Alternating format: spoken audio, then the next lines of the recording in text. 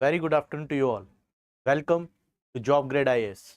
Today, we will discuss one more important topic of the modern Indian history, that is Government of India Act 1935.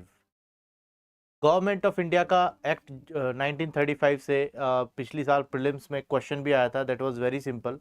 तो कई बार ऐसा होता है कि whenever you study this particular topic तो आप कुछ बहुत ज़्यादा डिटेल में चले जाते हो और जो इजी प्रोविजंस होते हैं वो कई बार मिस आउट हो जाते हैं. तो यहाँ पर we will have a mixup of both कि कुछ कॉम्प्लिकेटेड चीज़ें भी होंगी, कुछ इजी चीज़ें भी होंगी जिससे आपको इजीली फैक्चुअल फॉर्म में वो याद हो जाएगा. ठीक है. गवर्नमेंट ऑफ इंडिया एक्ट 1935 के बारे में हम बात करते हैं. ये जो एक्ट है ये क्यों आया था? सबसे पहली बात कि इस एक्ट को लाए क्यों. इससे पहले और भी एक्ट थे. जो मेन जो एक्ट थे, एक था आपका गवर्नमेंट ऑफ इंडिया एक्ट 1909, 1919 और उसके बाद 1935. इंडियंस को ट्रांसफर ऑफ पावर किया जाए, वहां पर कॉन्स्टिट्यूशनल रिफॉर्म्स किए जाएं. ठीक है. और ये एक्ट्स इसीलिए लाए जा रहे हैं. इस बीच इंडियंस को कुछ रिफॉर्म्स अच्छे नहीं लग रहे हैं, कई बार सारे रिफॉर्म्स ही उन्हें गलत लग रहे हैं ब्रिटिश गवर्नमेंट की तरफ से. तो अलग अलग मूवमेंट लॉन्च हो रहे हैं. ठीक है. और 1935 में जब दोबारा कॉन्स्टिट्यूशनल रिफॉर्म्स की डिमांड पड़ती है तो गवर्नमेंट ऑफ इंडिया एक्ट 1935 आता है. तो कोई पर्टिकुलर बैकग्राउंड नहीं है, बहुत ही एक सीढ़ी बाई सीढ़ी है ना, आप सीढ़ियां चढ़ते हैं स्टेप बाय स्टेप डेवलपमेंट्स है. फिर भी इसकी जो डेवलपमेंट्स है, इसकी जो रूट्स है वो देखी जाती है कि भाई साइमन कमीशन रिपोर्ट, आपकी Simon commission report, Simon commission 1928 में आया था. ठीक है. सारा इंसिडेंट्स आपको पता है. व्हाइट कमीशन भी बोलते थे. कोई भी इसमें इंडियन नहीं था. ये अपनी रिपोर्ट देता है और रिपोर्ट में रिकमेंड करता है कि इंडियंस को अगर हमें कॉन्स्टिट्यूशनल रिफॉर्म्स कराने हैं तो उन्हें लंदन इनवाइट करना पड़ेगा, टेबल पर बैठकर बात होगी. इनने रिकमेंड किया round table conferences. 3 round table conferences हुई थी.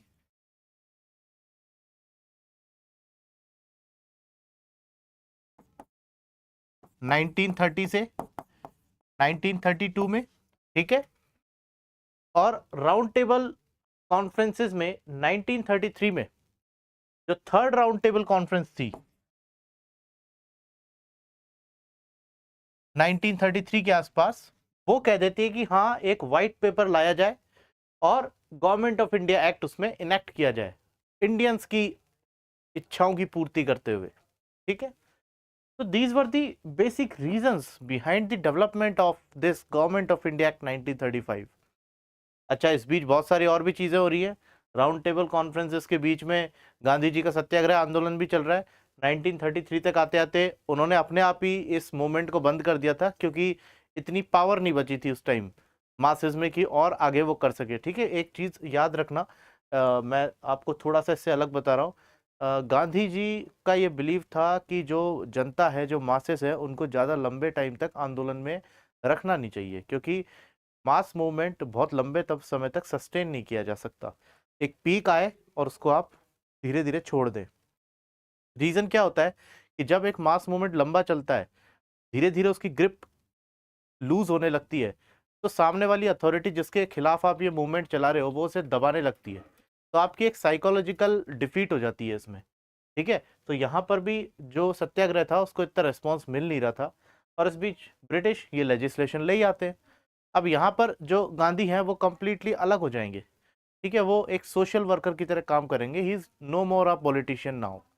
ठीक है. तो गवर्नमेंट ऑफ इंडिया एक्ट इस टाइम पर लाना ब्रिटिश गवर्नमेंट के लिए एक बेस्ट अपॉर्चुनिटी हो जाती है because Gandhi ji was involve in Harijan उद्धार, है ना, अस्पृश्यता के खिलाफ वो लड़ रहे थे, अनटचेबिलिटी के खिलाफ वो ही वॉज फाइटिंग. ठीक है. तो this was the best opportunity for the British to introduce such act. तो क्या इसके फीचर होंगे? तो पहला फीचर था इसका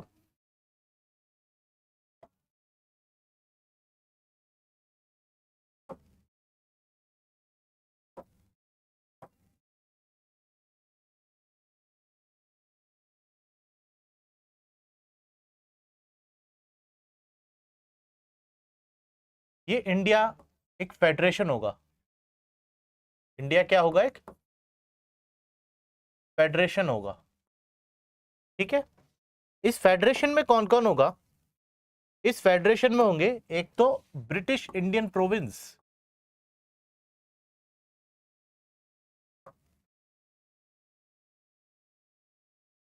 ठीक है, ब्रिटिश इंडिया के प्रोविंस, जैसे पंजाब, जैसे यूनाइटेड प्रोविंस, जैसे सेंट्रल प्रोविंस, जैसे बंगाल, ठीक है, ये सारे डायरेक्ट ब्रिटिश कंट्रोल में थे। प्लस और कौन होगा?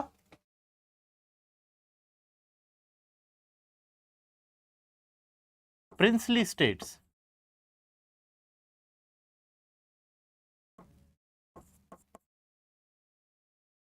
प्रिंसली स्टेट्स जैसे रजवाड़े, रियासत जो थी, जैसे राजपूताना एक रियासत थी, जैसे जूनागढ़ एक रियासत थी, जैसे हैदराबाद एक रियासत थी, ये मिलकर बनाएंगे फेडरेशन।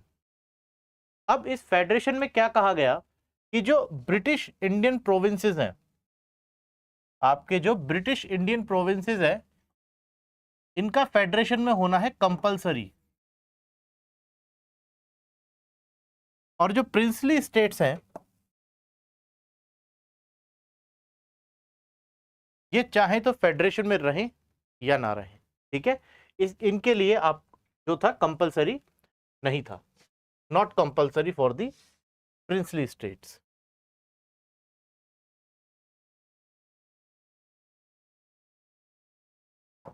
ठीक है, दोबारा देखो, फेडरेशन है इंडिया का, ब्रिटिश इंडियन प्रोविंस है, प्रिंसली स्टेट्स हैं, ब्रिटिश इंडियन प्रोविंसेस को कंपलसरीली फेडरेशन में रहना है, और प्रिंसली स्टेट्स इनके लिए कंपलसरी नहीं है। बट बहुत सारे इसमें डिफरेंसेस होते हैं, ठीक है, because that time demand of Pakistan was growing, ठीक है। 1935 में पाकिस्तान का एक नाम भी आ गया था, एक अवधारणा भी आ गई थी, ठीक है।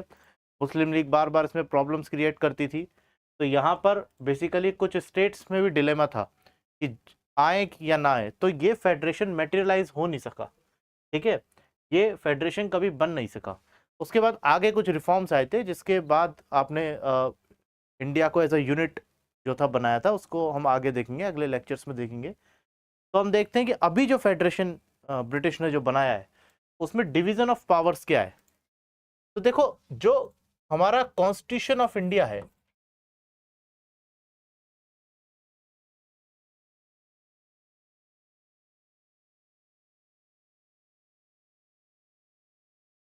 अभी वाला, ठीक है, ये कहीं ना कहीं गवर्नमेंट ऑफ इंडिया एक्ट से उठाया गया है।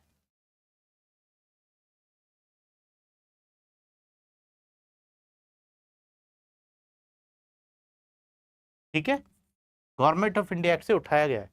तो आप देखो, कॉन्स्टिट्यूशन ऑफ इंडिया में भी 3 लिस्ट होती है जब आप पढ़ते हो डिवीजन ऑफ पावर्स में, एक यूनियन लिस्ट, एक स्टेट लिस्ट और एक कॉन्करेंट लिस्ट। यहां पर भी 3 लिस्ट है।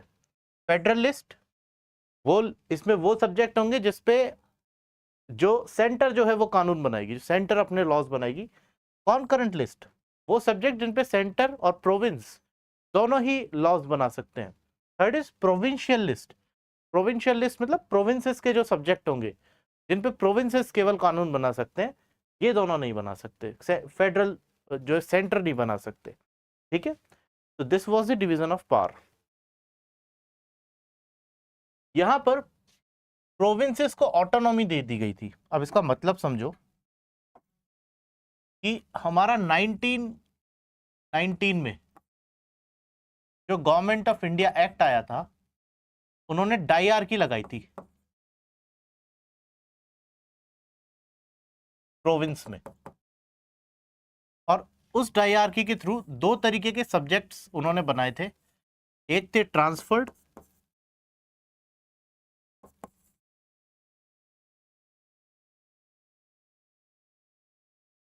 और एक थे रिजर्व्ड।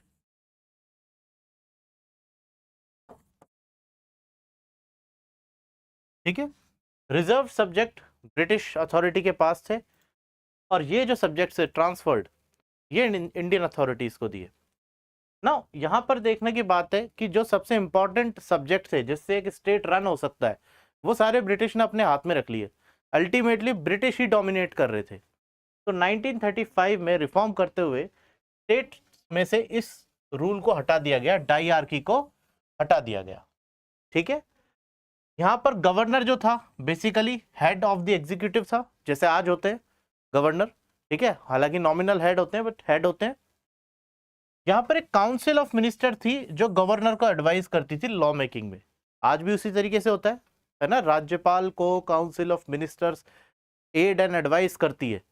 ठीक है, यहां पर नेक्स्ट, यहां पर काउंसिल ऑफ मिनिस्टर्स जो थी इनको कौन कंट्रोल करता था? Provincial legislature. तो देखो आज बिल्कुल सेम वही चीज हो रही है। आपके स्टेट में इलेक्शन होते हैं, विधानसभा के इलेक्शन होते हैं, उस विधानसभा के इलेक्शन में आप क्या चुनते हो? मेंबर ऑफ लेजिस्लेटिव असेंबली, विधायक लोग चुनते हो आप। अब ऐसा नहीं है कि विधायक एक बार किसी लेजिस्लेटिव असेंबली में चले गए तो वो मनमानी करते हैं, नहीं। जो हाउस होता है, विधानसभा होती है, उसका भी एक कोड ऑफ कंडक्ट होता है, उसका भी काम करने का तरीका होता है। ठीक है, और उस तरीके को इंप्लीमेंट कराने वाले कौन होते हैं? स्पीकर, सभापति होते हैं। ठीक है, तो यहाँ पर क्या, जो अध्यक्ष होते हैं, ठीक है, नॉट सभापति, अध्यक्ष जो होते हैं विधानसभा के, वो क्या करते हैं कि पूरा डेकोरम मेंटेन रखते हैं। ठीक है, तो एक तरीके से क्या हो रहा है कि आपके प्रोविंशियल लेजिस्लेचर जो हो रही है वो पूरी की पूरी काउंसिल ऑफ मिनिस्टर्स को कंट्रोल कर रही है। और इसको थोड़ा पॉलिटिकल एंगल से खोलते हैं, पॉलिटिकल एंगल से खोलते हैं कि लेट अस सपोज बीजेपी और कांग्रेस की एक कोलिशन गवर्नमेंट आ गई।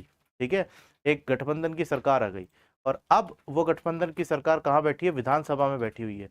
मान लो कि सरकार जो है वो, उसमें ज़्यादा जो एमएलए हैं वो थोड़े बीजेपी के ज़्यादा हैं, ठीक है, कांग्रेस के थोड़े कम है। तो इस बीच ये गठबंधन सुनिश्चित करता है कि ये जो सरकार में जो मिनिस्टर बैठे हैं इन पे कंट्रोल लेजिस्लेचर रखे, है ना। पॉलिटी में आप इसको और डिटेल में पढ़ोगे, यहाँ मैं हिस्ट्री बता रहा हूँ तो इसलिए मैं ये बताना चाह रहा हूँ क्योंकि यही सिस्टम आज हमारे स्टेट्स में है। ठीक है, कि हमारे जो काउंसिल ऑफ मिनिस्टर्स हैं उन पे स्टेट लेजिस्लेचर कंट्रोल रखती है। यहाँ पर एक चीज नेगेटिव थी जो थी कि ब्रिटिश गवर्नमेंट प्रोविंशियल गवर्नमेंट को सस्पेंड कर सकती थी। ठीक है, जैसे आज हमारे यहाँ राष्ट्रपति का शासन लगता है, प्रेसिडेंट रूल लगता है, बट वो एक अलग डिबेट है कि प्रेसिडेंट रूल को कब यूज करना चाहिए, कब यूज नहीं करना चाहिए, उस टाइम क्या होना चाहिए, हम उसमें नहीं जाएंगे, बस आपको एक पॉइंट याद रखना है। Dyarchy at the centre. अब जो डायआर्की आपने स्टेट्स में से हटाई थी, जो आपने स्टेट्स में से हटाई थी वो आपने सेंटर में लगा दी। और कैसे लगाई? वही दो सब्जेक्ट, रिजर्व्ड एंड ट्रांसफर्ड। ठीक है, अब रिजर्व सब्जेक्ट में वही जो इंपॉर्टेंट सब्जेक्ट्स होंगे, जैसे defence, external affairs, justice, taxation, police, power resources and tribal affairs, ये सारे ब्रिटिश ने अपने पास रखे थे। ठीक है, और बेसिकली ये जो सब्जेक्ट से ये उन लोगों को दिए जाने थे बेसिक जो सेंट्रल लेजिस्लेटिव असेंबली में आ जाएंगे। ठीक है, मोटा मोटी ब्रिटिश ने ही अपने पास रखे थे। दूसरा, ट्रांसफर्ड सब्जेक्ट्स। ठीक है, ट्रांसफर्ड सब्जेक्ट्स, मैं थोड़ा सा आपको इसको पीछे ले जाता हूं कि यहाँ पर रिजर्व सब्जेक्ट से इनको गवर्नर जनरल, है ना, ब्रिटिश ने ही अपने कंट्रोल में रख लिए। गवर्नर जनरल इसको कंट्रोल करेगा with the help of his 3 councillors, 3 councillor. इन काउंसलर्स को भी गवर्नर जनरल ही अपॉइंट करेगा। ठीक है, these 3 councillors will be appointed by the governor general, and ये जो काउंसलर्स होंगे इनकी कोई जवाबदेही नहीं होगी सेंट्रल लेजिस्लेटिव असेंबली में। ठीक है, तो मतलब कुल मिला के मामला ब्रिटिश लोगों के हाथ में गया। दूसरा, यहां पर ट्रांसफर्ड सब्जेक्ट, जैसे इसको भी गवर्नर जनरल ही एडमिनिस्टर करता था with the help of council of ministers. और ये 10 से ज्यादा नहीं होने चाहिए मिनिस्टर्स जो इलेक्ट होकर के आ रहे हैं, है ना। तो कुल मिलाकर के Indians were again dealing with the transferred subjects. Okay, यहां पर जो ट्रांसफर्ड सब्जेक्ट थे इसमें जो सब्जेक्ट्स इंक्लूड किए गए वो थे आपके हेल्थ, आपके फॉरेस्ट, लोकल गवर्नमेंट, नगर पालिका होती है, पंचायत होती है, सैनिटेशन जो साफ सफाई के मुद्दे होते हैं। अब यहाँ पर गवर्नर जो था इनको स्पेशल पावर्स थी। ये ट्रांसफर्ड सब्जेक्ट्स जो थे उनको कभी भी दूसरी लिस्ट में भेज सकते थे, रिजर्व लिस्ट में भेज सकते थे। मतलब अगर ऐसा लग रहा है कि forest is an important subject तो क्यों ना उसे रिजर्व में रख दिया जाए, ठीक है। चलो, दूसरा, इनमें इंटरफेयर भी गवर्नर कर सकते थे। तो आप देखो कि एक ही सब्जेक्ट हमारे पास इंडियंस के पास बचा, ट्रांसफर्ड सब्जेक्ट, उसमें भी जो गवर्नर है, गवर्नर जनरल है, वो अपना इन्फ्लुएंस कभी भी डाल सकते हैं, ठीक है। तीसरा यहाँ पर आई, अच्छा इसको ना आप और अच्छे से पढ़कर समझना थोड़ा सा, बिकॉज ये कोई छोटा मोटा एक्ट नहीं है, काफी बड़ा एक्ट है, ठीक है। आप देखो गवर्नर जनरल जो है, इनके पास स्पेशल पावर है कि ट्रांसफर्ड सब्जेक्ट्स में भी इंटरफेयर कर सकते हैं। कुल मिला के आइडिया क्या था? आइडिया ये था कि इंडियंस को कॉन्स्टिट्यूशनल रिफॉर्म्स के नाम पे कम से कम पावर दी जाए, और आगे तक रूल हमारा चलना चाहिए, ठीक है। वो तो गनीमत थी कि 1935 के बाद 1939 में सेकेंड वर्ल्ड वॉर शुरू हो गया, ब्रिटिश वीक हो गए, और वीक होने के बाद जब आज़ाद हिंद फौज हरकत में आई, तब अब हमने अपने मन मुताबिक उनसे कॉन्स्टिट्यूशनल रिफॉर्म्स करवा लिए थे। ये कॉन्स्टिट्यूशनल रिफॉर्म्स इंडियंस की साइड में नहीं थे, ठीक है। आप देखो इस लाइन को ध्यान से पढ़ो, governor had special powers to interfere in the transferred subjects, ठीक है। चलो, बाई कैमरल लेजिस्लेचर, एक और फीचर, ऑब्वियसली यहां पर एक फेडरल असेंबली होगी, लोअर हाउस, जैसे आपकी आज लोकसभा होती है।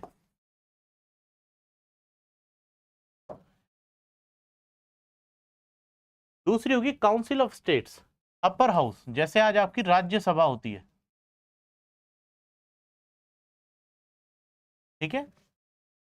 अब दोनों ही हाउसेज में, जैसे चाहे वो आपकी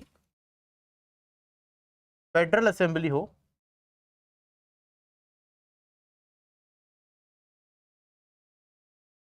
चाहे वो आपकी काउंसिल ऑफ स्टेट्स हो,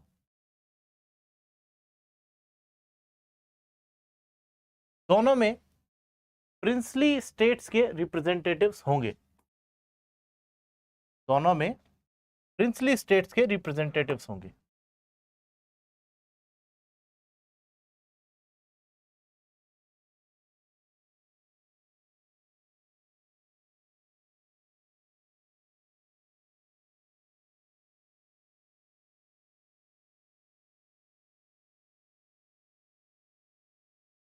बट ये जो रिप्रेजेंटेटिव्स होंगे, ये प्रिंसली स्टेट के इलेक्टेड रिप्रेजेंटेटिव नहीं होंगे, ये नॉमिनेटेड होंगे। इनको नॉमिनेट कौन करेगा? जो प्रिंसली स्टेट्स के किंग है, जो रजवाड़ों के जो राजा हैं, वो इनको क्या करेंगे? नॉमिनेट करेंगे, ठीक है। Nominated by the rulers, these representatives were to be nominated by the rulers. Next, यहां पर जो ब्रिटिश इंडिया के जो रिप्रेजेंटेटिव होंगे, जैसे ऑब्वियसली प्रिंसली स्टेट्स के तो आपके पास आई गए, दूसरे यहां पर ब्रिटिश इंडिया से आएंगे रिप्रेजेंटेटिव्स ऑफ ब्रिटिश इंडिया, ठीक है, ये भी आएंगे यहां पर। और ये जो ब्रिटिश इंडियन रिप्रेजेंटेटिव्स होंगे, ये इलेक्टेड होंगे, सारे क्या होंगे? इलेक्टेड। ये होंगे आपके नॉमिनेटेड, जो प्रिंसली स्टेट से आ रहे हैं। दोबारा याद रखना, ब्रिटिश इंडियन प्रोविंस से जो रिप्रेजेंटेटिव्स आ रहे हैं हमारे दोनों असेंबलीज में, चाहे वो फेडरल असेंबली हो चाहे वो काउंसिल ऑफ स्टेट्स हो, दोनों इलेक्टेड होंगे। और यहां पर जो प्रिंसली स्टेट से आ रहे हैं वो सारे नॉमिनेटेड होंगे, और नॉमिनेट करेंगे किंग, रजवाड़ों के राजा, ठीक है। ये बहुत ही एक अच्छा स्टेप हो जाता है, क्योंकि जब इसके बाद 1937 में चुनाव हुए थे, तो हमारे ब्रिटिश इंडिया से रिप्रेजेंटेटिव्स आए और अच्छी जीत के साथ आए, और उन्होंने काफ़ी अच्छे काम भी किए थे। वो बात अलग थी कि सेकेंड वर्ल्ड वॉर के बाद उन्होंने अपने पद से इस्तीफा दे दिया था, अपनी पोस्ट को उन्होंने छोड़ दिया था, ठीक है, क्योंकि ब्रिटिश ने बिना पूछे एक डिक्लेरेशन कर दी थी, बिना इनसे पूछे डिक्लेरेशन कर दी थी कि इंडिया हमारा वॉर में सपोर्ट कर रहा है, that is why the resigned. तो बाय द वे एनीवेज, ये जो है इलेक्टेड ही होंगे, जो ब्रिटिश इंडिया के रिप्रेजेंटेटिव्स होंगे। मैं बार बार इसलिए बोल रहा हूँ क्योंकि एग्जाम में आ सकती हैं चीज़ें, ठीक है, तो आप उस पर भी आप भी एम्फेसाइज करें। अब यहाँ पर कुछ रिप्रेजेंटेटिव्स ऐसे भी होंगे जिनको गवर्नर जनरल नॉमिनेट करेंगे, ठीक है। जैसे आज आप देखते हो लोकसभा और राज्यसभा में नॉमिनेटेड मेंबर्स आते हैं ना, राज्यसभा में कितने आते हैं? आई थिंक 12 आते हैं जो अलग अलग फील्ड से होते हैं, साइंस एंड टेक, लिटरेचर से जो मेंबर्स आते हैं, ठीक है, उनको नॉमिनेट करते हैं प्रेसिडेंट ऑफ इंडिया। तो यहाँ पर गवर्नर जनरल भी नॉमिनेट कर रहा है, वही सिस्टम जो हमारे कॉन्स्टिट्यूशन में यहीं से आया है। यहाँ पर कुछ जगहों पर बाई कैमरल लेजिस्लेचर्स आई थी। देखो, प्रोविंस होते हैं हमारे, उस टाइम प्रोविंस होते थे, आज होते हैं स्टेट्स। तो प्रोविंसेस में, स्टेट्स में क्या होती है आपकी, एक होती है लेजिस्लेटिव असेंबली,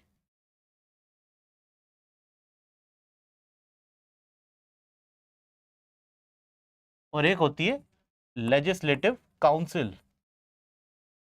ठीक है, यहां पर भी क्या होगी आपकी प्रोविंशियल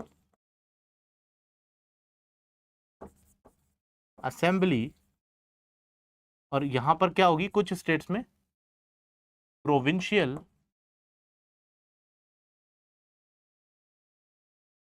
काउंसिल्स। याद रहेगा, जो प्रोविंशियल असेंबली और प्रोविंशियल काउंसिल्स का जो कंसेप्ट 1935 के गवर्नमेंट ऑफ इंडिया एक्ट में था, वही हमारे कॉन्स्टिट्यूशन में आया। अब उन प्रोविंसेस को हम स्टेट्स बोल देते हैं। ठीक है, यहां पर क्या कहना चाह रहे हैं कि बाई कैमरल लेजिस्लेचर कुछ स्टेट्स में आ गई, मतलब उन स्टेट्स में प्रोविंशियल असेंबली भी थी और प्रोविंशियल काउंसिल्स भी थी। Clear? Again I am repeating, provinces में, कुछ प्रोविंसेस में बाई कैमरल लेजिस्लेचर थी, जिसमें क्या थे, provincial assembly and provincial councils. ये स्टेट्स कौन कौन से थे? Bengal, Madras, Bombay, Bihar, Assam and united province. यहां पर बाई कैमरल स्ट्रक्चर आया था। क्लियर? एक फेडरल कोर्ट जो दिल्ली में एस्टेब्लिश कर दिया जाता है, जिससे आपके इनके डिस्प्यूट जो है, चाहे वो प्रोविंसेस और फेडरेशन के बीच हो, चाहे वो प्रोविंसेस के बीच में हो, वो सारे कहां पर रिजॉल्व होंगे? दिल्ली में। आज आप देखो सुप्रीम कोर्ट ऑफ इंडिया, ठीक है, जो सेंटर और स्टेट के बीच में जो कॉन्फ्लिक्ट होते हैं उनको सुप्रीम कोर्ट ऑफ इंडिया देखता है, स्टेट और स्टेट के बीच में होते हैं उनको भी सुप्रीम कोर्ट ऑफ इंडिया देखता है। ठीक है, सेंटर गवर्नमेंट और किसी बेसिकली सिटीजन के बीच में कोई विवाद होता है तो उसे भी सुप्रीम कोर्ट देखता है। इसी तरीके से फेडरल कोर्ट उस टाइम वहां पर कंस्ट्रक्ट किया गया था, इस एक्ट में बताया गया था कि दिल्ली में होगा। समझ आ गया आपको? कंसेप्ट ऑफ हाई कोर्ट जो था फेडरल कोर्ट से पहले का है। समझ रहे हो? इस चीज को याद रखना। ब्रिटिश ने जो हाई कोर्ट का जो कंसेप्ट था वो गवर्नमेंट ऑफ इंडिया 1935 से ही आ गया था। कॉन्स्टिट्यूशन ऑफ इंडिया में भी अगर आप देखोगे तो हाई कोर्ट्स जो है बेसिकली उनका कोई एक स्ट्रक्चर फिक्स नहीं किया गया, क्योंकि वो पहले से ही एग्जिस्ट करते थे। सुप्रीम कोर्ट तो काफी स्ट्रक्चर्ड वे में कॉन्स्टिट्यूशन ऑफ इंडिया में बताया जाता है, पढ़ाया भी जाता है, बट हाई कोर्ट्स को थोड़ा सा एक अलग ऑर्गेनाइजेशन तरीके से उसमें पढ़ाया जाता है, क्योंकि high courts use to exist even before the advent of this act of 1935।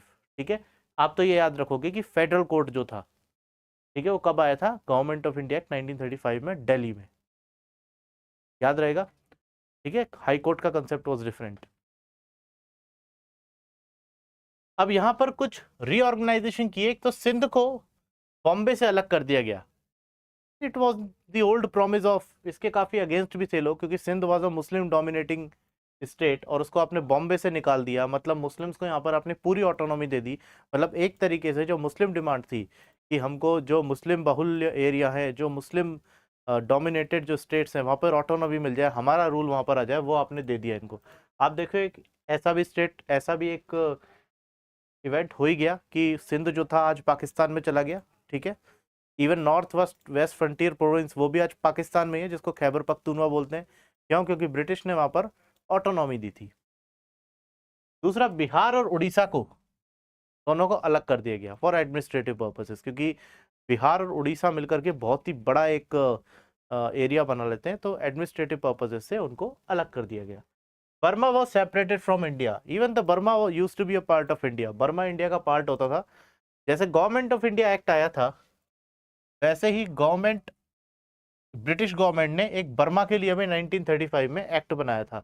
हुआ ये था कि ब्रिटिश गवर्नमेंट जब बर्मा इंडिया में था तो बर्मा को कैप्चर करती है काफ़ी, जब वो अपना कंसोलिडेशन कर रही होती है इंडिया में। जब आप मॉडर्न हिस्ट्री पढ़ोगे कि शुरू में पढ़ोगे Anglo Burmese war, Anglo Burmese war में बर्मा को ये जीत लेते हैं।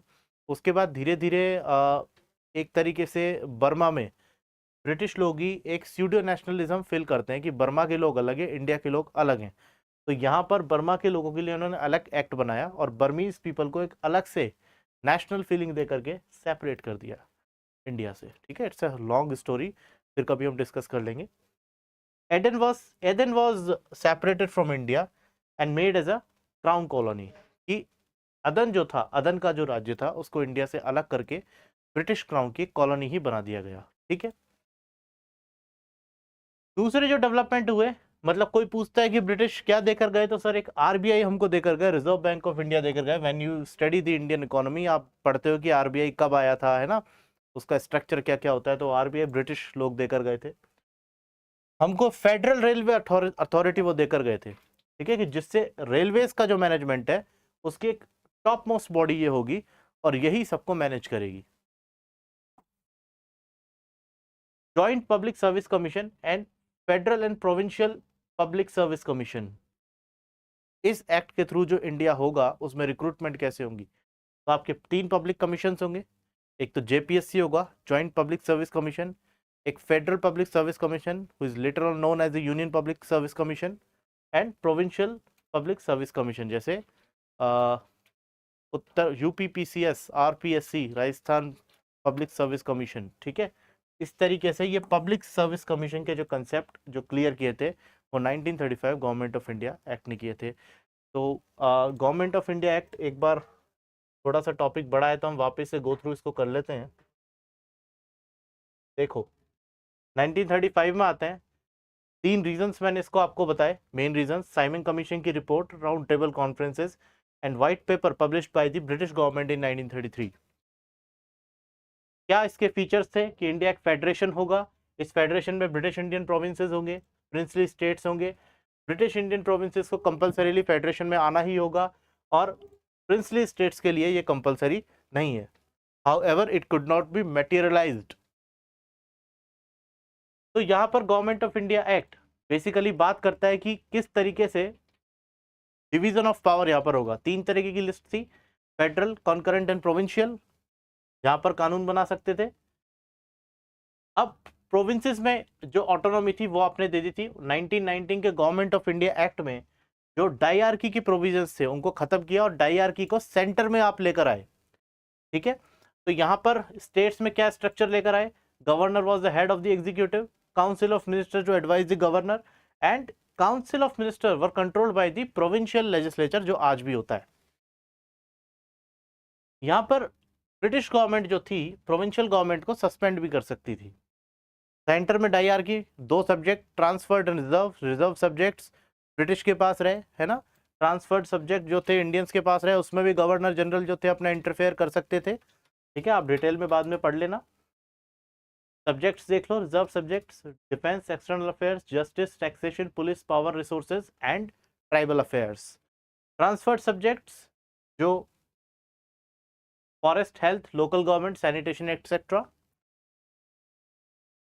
बाइकैमरल लेजिस्लेचर, ठीक है, वो भी मैंने आपको अच्छे से बताया था। कुछ प्रोविंसेस में provincial assembly and provincial councils. Reorganisation अभी हमने देखा है, दूसरे डेवलपमेंट्स भी अभी हमने देखे, आरबीआई दिया, joint public service commission, federal public service commission and this state public service commission, provincial public service commission, sorry, and federal railway authority, apex body for the railways. तो this is all about government of India 1935। एक बार आप इसको और अच्छे से अपने जो भी रिसोर्सेज हैं उनसे पढ़ना, analyse the PYQs, question solve होंगे। And for more such updates kindly subscribe and stay tuned. Thank you.